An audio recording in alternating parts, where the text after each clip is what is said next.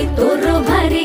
दिसते भारी गणपतीची स्वारी अन आला धादिस मामाच्या घरी मालवण चिपळूण सावंतवाडी माझ्या कोकण गावांचो दिमाग भारी